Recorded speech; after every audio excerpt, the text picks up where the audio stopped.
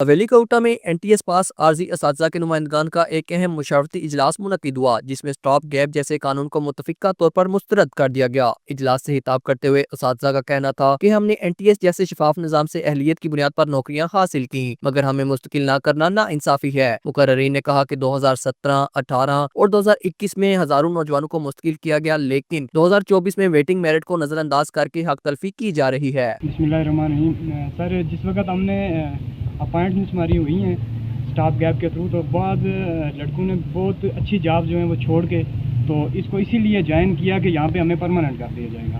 تو اس میں ہمارے بہت سارے لوگ جو ہیں وہ اس وقت اوور ایج ہو رہے ہیں، تو اس لیے گورنمنٹ سے یہ گزارش ہے کہ وہ مہربانی کریں تاکہ جو اوور ایج ہو رہے ہیں وہ نیکسٹ NTS میں شامل نہیں ہو سکیں گے۔ یہ گورنمنٹ کی ہمیں تو اس وقت سمجھ نہیں آ رہی ہے کہ ہمارے پرائم منسٹر صاحب، ہمارے وزرائے کرام یا باقی یہ چیف سیکرٹری، ہم سب سے یہ مطالبہ کر رہے ہیں، اور یہ ہماری ایک ڈسٹرکٹ کی بات نہیں ہے، پوری ریاست کے اندر لوگ تذبذب کا شکار ہیں۔ اب ہم کوئی نئی پالیسی بھی نہیں مانگ رہے ہیں، ہم وہی بات کر رہے ہیں جو 17 کی پالیسی بنی، 17 میں لوگ لگے، اس کے بعد کچھ لوگ ویٹنگ میں رہ گئے تو وہ 1 سال کی ویٹنگ بحال ہوئی، اس کے بعد 2019 میں لگیں۔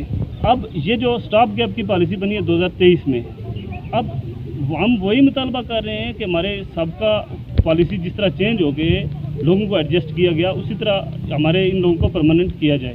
اساتذہ نے خبردار کیا کہ اگر ہمارا آئینی و قانونی حق نہ دیا گیا تو ہم احتجاجاً سڑکوں پر نکلنے پر مجبور ہوں گے۔ انہوں نے چیف سیکرٹری، وزیر اعظم آزاد کشمیر، وزیر تعلیم اور وزیر حکومت فیصل ممتاز راٹھوڑ سے فوری مداخلت اور مستقلی کے اقدامات کا مطالبہ کیا۔ خالد محمود ڈار، JK نیوز، حویلی کوٹا، آزاد کشمیر۔